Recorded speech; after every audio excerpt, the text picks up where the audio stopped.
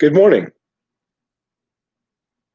Good morning, guys. This is hopefully a real short video to remind you some of the very basic issues that we've been talking about every day. As we go and prepare for our unit test, I want to remind you that this entire unit is called the Neolithic Revolution.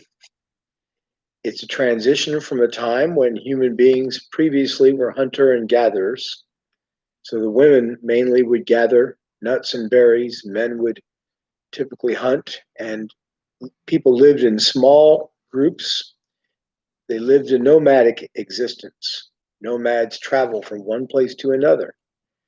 So when human beings developed farming, the ability to plant a seed, water it, they they gained control of their food supply. This is called having a surplus of food. Remember this now, that because people began being able to grow food and have a surplus of food, they could stop traveling and begin to settle in one place. So civilizations grew. Where did they grow? They grew next to bodies of water, next to rivers. Okay, remember just the very basic things is we call them river valley civilizations because these civilizations were developed next to bodies of water. Irrigation was a huge part of that. You had to be able to get the water to the crops, and there was a surplus of food created. One of the benefits of having surplus food and not being able to travel around so much is that life gets to be about different things other than hunting, finding new places with fresh sources of meat, and finding areas that you haven't already picked over with to find nuts and berries, but you could stay in one place, and your major preoccupation every single day did not have to involve fighting off starvation. And so human beings develop some freedom at this point, freedom with their time to begin to learn how to do other things, not be so preoccupied with the basics of survival. And when human beings are allowed to let their minds and their imaginations grow, they are very good at learning new things. Learning new skills is called specialization.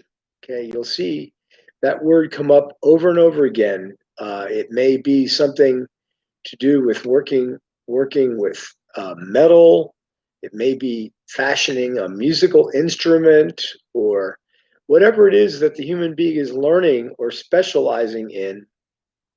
It's the very beginning of the idea of trades, people that learn how to do different things, working with leather, tanning, working with metal or other things like iron.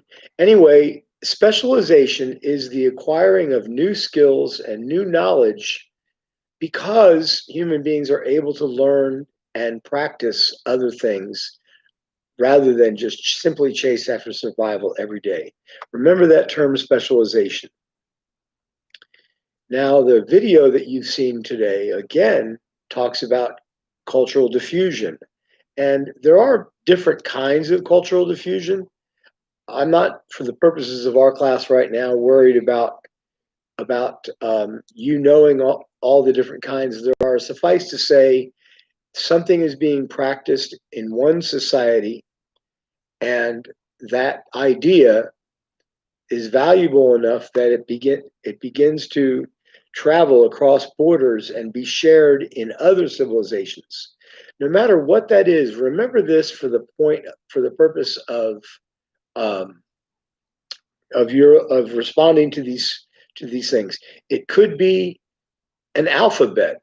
Maybe one civilization has a language and the other civilization doesn't take their entire alphabet over, but something about the style of their letters or something about the sound of their alphabet, whatever it is, there may be aspects of that get shared across from one civilization to another.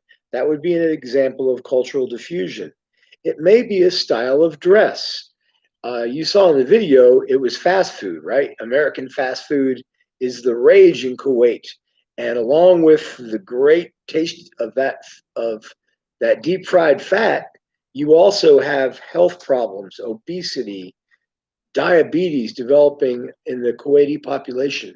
But if you notice Western clothing, for example, people dressed up in Western clothing in one place, and then the idea of Western clothing uh, is transmitted, is diffused across the border, and you see other people dressing in the same way. So diffusion can be any aspect of culture, or really political ideas can be diffused, economic ideas. Remember the political economic distinction, please. Don't forget that. Remember that the political is the realm of power, that the economic is the realm of trade and money, the economy. And remember that social has to do with those things we call cultural in our relationships, our relationship with the community, and so forth. This is just by way of review for you. I want you to come back to these ideas again. Don't miss the significantly simple aspect of this. Okay, this section has been about river valley civilization because the civilizations were next to rivers. Don't leave the simplicity of the concepts. Remember specialization, the ability to learn new things because we had a surplus of food and did not have to be preoccupied with survival every day. The other thing we remember is that another aid in humans building civilizations had to do with the domestication of animals. Remember that animals were domesticated and they were used to make human work easier. Mainly in farming, we see the domestication of animals, where animals help make the farming possible and easier for people. Hope this has been helpful. I'm trying to go back to the main concepts of this unit so that you feel like you have a strong background in the Neolithic Revolution. Remember the four main civilizations that we've studied. We use the acronym Eat More Ice Cream, going from the west to the east: Egypt, Mesopotamia, India, China. Those were the four civilizations that we talked about. Anyway, I am setting up a live Google Meet today. If you have any questions about your assignment, please jump on that link and you can ask me any question you want. Um, I'll be there to help you. I'm happy to do so. Thank you very much.